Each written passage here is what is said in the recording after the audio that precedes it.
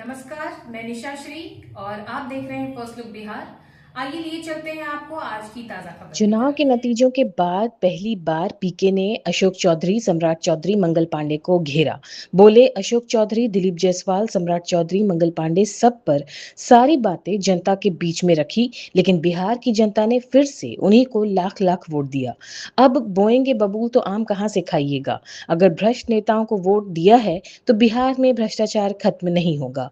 निशांत कुमार के राजनीति में आने पर बोले पीके, नीतीश कुमार पूरे जीवन कहते रहे कि हमने परिवार के लिए कुछ नहीं किया।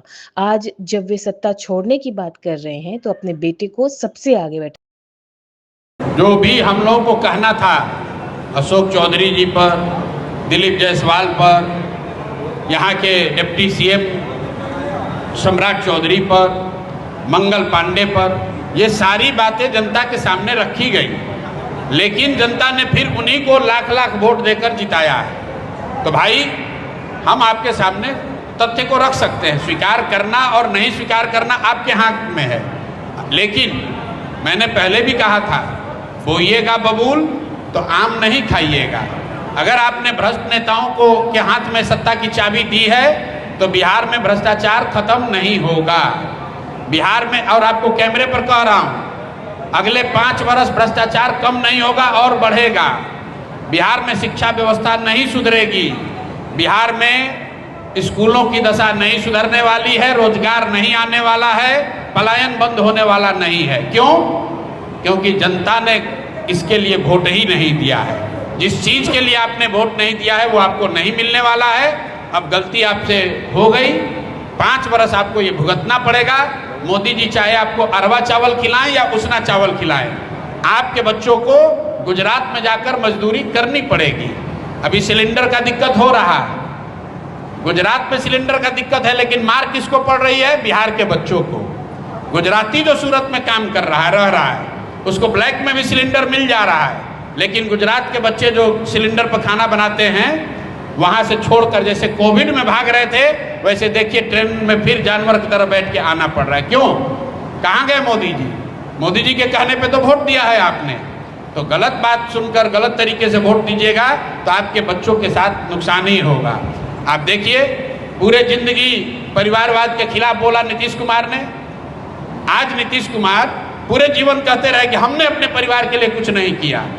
आज जब छोड़कर जा रहे हैं तो अपने बेटे को सबसे आगे बैठा रहे हैं। यही बात तो जनसुराज ने बताया है कि नेता का लड़का नेता बनेगा और बिहार के लोगों के बच्चे मजदूरी करेंगे।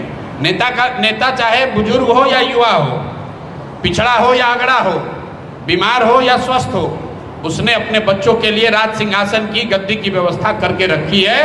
आपने अपने बच्चों की चिंता नहीं की है, इसलिए आपके बच्चे मजदूर बनेंगे, उससे कोई नहीं रोक सकता है।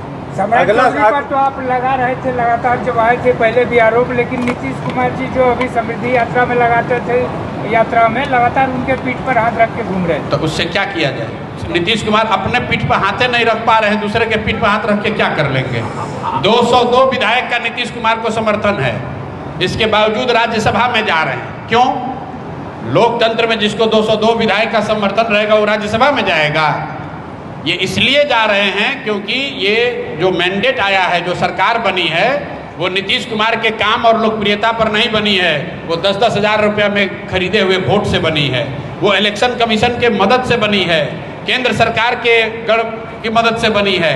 तो जिसकी मदद से सरकार बनी है, अब सरकार वो चलाएंगे। अब सरकार अमित शाह और मोदी जी चलाएंगे। और आप और हम देखिएगा कि पहली बार बिहार में मुख्यमंत्री जो बनेगा, अब नीतीश के बाद जो भी बने, अब गुजरात का हित को ध्यान में रखकर वो सरकार चलाएगा, क्योंकि उसके मालिक और आका गुजरात के हित की चिंता करेंगे। वो इसकी चिंता नहीं करेंगे कि बिहार के लड़कों को रोजगार मिले। उनकी चिंता ये होगी कि गुजरात में जो फैक्ट्री चल रही है उसमें मजदूरों की कमी ना हो जाए। और मजदूर आएगा कहाँ से? आपके हमारे बच्चे, बिहार के बच्चे जाएंगे गुजरात में मजदूरी करने। और ये आप और हम ये मंजर यहीं पर बिहार में देखिएगा, चाहे कोई भी बन जाए भाजपा से, बिहार को अब गुजरात के हितों के हिसाब से चलाया जाएगा और बिहार की जनता ये देखेगी। मैं भविष्यवाणी कर रहा हूँ, आप देख लीजिए। प्रशांत जी, कहा जा रहा है कि बिहार का जो अगला मुख्यमंत्री होगा उसको मोदी और अमित शाह तय नहीं करेंगे, वो नागपुर के आरएसएस भवन से होगा। भाई ऐसा है, ये सब बेकार। आप लोग काहे स्पेकुलेट करते हैं? मतलब आप गलती होती है फिर भी आप लोग मानते नहीं हैं। आप लोग तो 2 बरस से स्पेकुलेट किए कि कौन भाजपा का अध्यक्ष बनेगा, कर पाए? कोई बता पाया कि भाजपा का अध्यक्ष कौन बनेगा? तो काहे समय जाया कर रहे हैं? मैं कह रहा हूं कि चाहे जो भी बने, व्यक्ति का महत्व नहीं है, चलाएगा उसको कौन? चलाएगा वो व्यक्ति जो दिल्ली में बैठा हुआ है, चलाएगा वो व्यक्ति जिसको गुजरात को बेहतर बनाना है, जिसको गुजरात में बिहार के लोगों की मजदूरों को सुनिश्चित करना है कि गुजरात के फैक्ट्रियों में मजदूर कम ना पड़ जाएं, 12,000 रुपया में 15,000 रुपये में काम करने वाले लोगों की कमी ना हो जाए। इसके लिए सरकार भी चलेगी और यहाँ से ट्रेन भी चलेगा और आपके हमारे बच्चे उन ट्रेनों में बैठकर जाएंगे। सूरत में, वापी में, जामनगर में लाखों की संख्या में लोग मजदूरी करेंगे और यहाँ के लोगों का आँख फिर भी नहीं खुलेगा। आपको एक आंकड़ा दे देता हूँ। 2014 में जब प्रधानमंत्री बने थे मोदी जी, तो बिहार से करीब 7 से 8 लाख बच्चे गुजरात में मजदूरी करते थे। मोदी जी ने बिहार का इतना विकास कर दिया, बिहार की इतनी चिंता की कि आज 2025 में करीब 20 लाख बिहार के बच्चे खाली गुजरात में मजदूरी कर रहे हैं। 5 बरस और चलने दीजिए, आपको पता चलेगा कि 40-50 लाख लड़का बिहार का गुजरात में मजदूरी कर रहा है।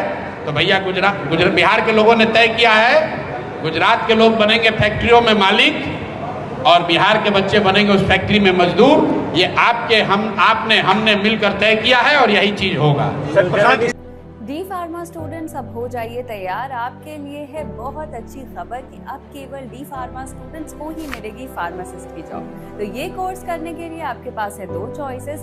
डीपीएस ग्रुप ऑफ इंस्टीट्यूशंस के किसी भी कॉलेज में एडमिशन लेकर के आप घर बैठे कर सकते हैं ऑफलाइन कोर्स या फिर आप कर सकते हैं ऑनलाइन क्लासेस। और उससे भी अच्छी बात ये है कि डीपीएस ग्रुप के कॉलेजेस जो कि हैं इन 5 शहरों में, रांची, दुमका, देवघर, मुजफ्फरपुर और सीतामढ़ी, इन 5 शहरों के किसी भी कॉलेज में एडमिशन लेकर आप किसी और शहर में बैठ करके ये कोर्स कर सकते हैं।